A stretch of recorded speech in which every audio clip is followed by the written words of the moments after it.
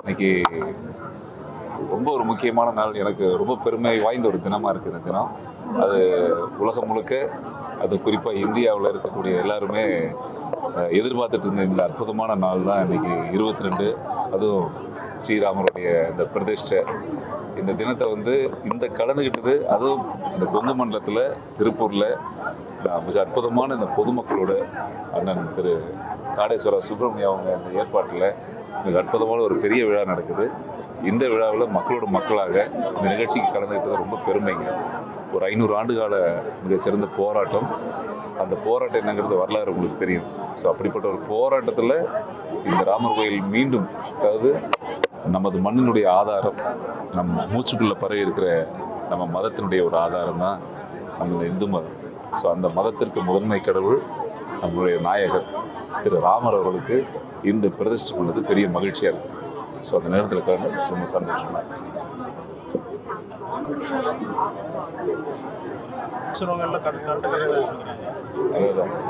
அதாவது இது நம்ம பூமிங்க. இது நம்ம பூமி. முதல்ல அது முதல்ல ஒத்துக்கணும். அது என்னன்னா, நிறைய இடங்கள்ல காவல்துறையாகட்டும், மற்ற நீங்கள் சொல்கிற மாதிரி இந்த கரண்ட்டு கட் பண்ணுறது, இந்த சின்ன சின்ன விஷயங்கள் பண்ணுறது, இது என்ன பண்ணாலும் ஒன்று மட்டும் பாருங்கள், நம்ம விடுற மூச்சு காற்று நம்ம சாமி தான். அவனுக்கு சேர்த்தா நம்ம போராடிட்டு இருக்கிறோம். அவனுக்கு சேர்த்து தான் இந்த பூமி இருக்குது. ஸோ அப்படி புண்ணிய பூமியில் இதை மாதிரியான கைக்குலித்தனமான செயல்கள் மிக கண்டிக்கத்தக்கது. அதனுடைய முதல் துவக்கம் தான் இன்னைக்கு நடக்கிற இந்த பிரதேசம் கூட சொல்லலாம். இனி வரும் காலங்கள் பாருங்கள், இந்த மண் நம் வசமாகும். இது நம்ம பூமி. இது அப்புறம் பல்வேறு அரசியல் கட்சிகள் இருக்கதானே சாமி செய்யும். இது இறக்குமதி பண்ண சாமியை கும்பிடுற கடவுள் கிடையாது. அதை நான் திரும்ப திரும்ப சொல்கிறேன். இது நம்ம அப்பா அம்மா. நம்மளை பார்த்து யாராவது ஒருத்தர் ஏங்க போட்டு வைக்கிறீங்க, ஏங்க சாமி கும்பிடுறீங்கன்னு கேட்டால், இது என் தாய் உணர்வு போன்றது. இது பாமரனுக்கு சொந்தம், படித்தவனுக்கு சொந்தம். இது பாதுகாக்க கிடையாது. கடலுக்கு கீழே ஓடுற நீர் இந்த மீன் இங்கே தான் நீந்தன்னு தெரியாது. எல்லையே கிடையாது. காத்துக்கு எல்லையே கிடையாது. அதை போல தான் கடவுளுக்கு எல்லையே கிடையாது. எந்த மதத்தையும் ஏற்றுக்கிற ஒரே மதம் இந்த இந்து மதம். ஸோ இதுக்குள்ள பிரிவினை பண்ணுவதற்கு சில தீய சக்திகள், அந்நிய கைக்கூலிகள் இருக்க தானே செய்கிறாங்க. அதை பத்திரிகையாளர்கள் உங்களுக்கு நல்லா தெரியுமே. சோசியல் மீடியாவில் இப்போ ராமர் கோயிலுடைய விசேஷங்கள் அதிகமாக போயிருக்குது. தமிழ்நாட்டில் ஒரு சிலர் ராவணம் முப்பாட்டங்கிற அதிகத்தை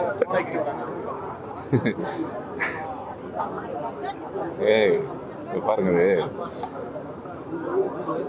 நான் இது பத்திரிகை ஒரு நாகரிகமாக பேசணுங்கிறதுனால சில விஷயங்கள் நம்ம தவிர்க்க வேண்டியதாக இருக்குது. இருந்தாலும் சொல்கிறேன், இந்த மாதிரியான முன்னாடி பார்த்தீங்கன்னா நம்ம நாடு சுதந்திரம் அடைகிறதுக்கு பல உயிர்களை விழுங்கிய பூமி இது சும்மா ஒன்றும் நாம் யாரும் இங்கே நின்று சுதந்திர பூமியாக பேசலை. பல ரத்தங்கள் குருதி படிந்த இந்த மண்ணுக்குள்ளே சாதாரணமான விளைந்த வந்தது சாதாரணமான விஷயம் கிடையாது. எத்தனை சாதி, மதம், மொழி, உணர்வெல்லாம் கடந்து இந்த இந்தியாவில் எத்தனை மனிதர்கள் இந்த பூமிக்குள்ள விதைய உள்ள புதைச்சிருக்காங்க தெரியுங்களா?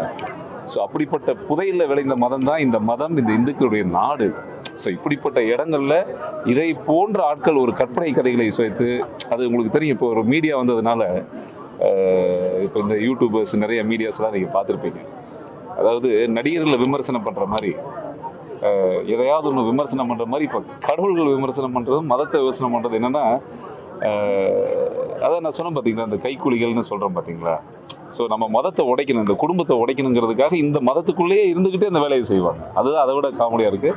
இந்த பிரிவினையெல்லாம் இப்போ வரக்கூடிய இளைய தலைமுறைகள் ஒன்று தெரிஞ்சுக்கங்க. உங்களுக்கு ரொம்ப முக்கியமான விஷயம், எப்பவுமே சபரிமலையில் கூட்டம் கம்மியாக இருக்கும்.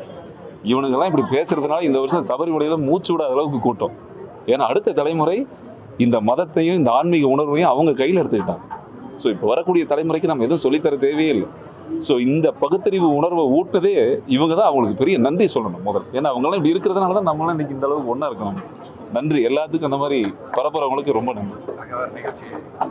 சரிங்க, 500 ஆண்டு காலமா போராடி இன்னைக்கானது வெற்றி விழாவாக நடந்து கொண்டிருக்கின்றது.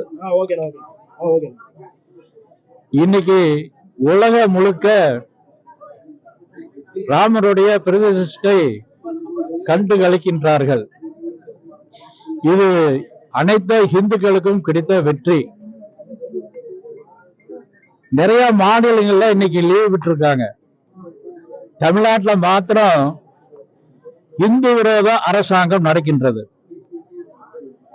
இந்த நிகழ்ச்சி நடத்தக்கூடாது அப்படிங்கிறதுக்காக ஒரு கடுமையாக காவல்துறை வைத்து இந்த அரசாங்கம் மிரட்டி கொண்டிருக்கின்றது. அதை மீறியும் கூட இன்னைக்கு பல்வேறு இடங்கள்ல நிகழ்ச்சி சிறப்பா நடந்துட்டு இருக்குது. இன்னைக்கு காலையில நீதிமன்றம் கூட தடை செய்யக்கூடாது அப்படி சொல்லியிருக்காங்க. நம்முடைய மத்திய அமைச்சர் நிர்மலா சீதாராமன் அவர்கள் கலந்து கொள்ளணும் அப்படிங்கிற கூடிய ஒரு நிகழ்ச்சியிலையும் கூட நடத்த விடாம அங்க இருக்கக்கூடிய பந்தல் எல்லாம் பிரிச்சிருக்காங்க. இது இந்த அரசாங்கம் வன்முறையை விரும்புது. இந்த ராமனுடைய இன்னைக்கு அவருடைய விளையாட்டு ஆரம்பமாயிருக்கின்றது. வருகின்ற தேர்தலில் இந்த விளையாட்டை ராமர் இந்த அரசாங்கத்துக்கு பாடம் புகட்டுவார்.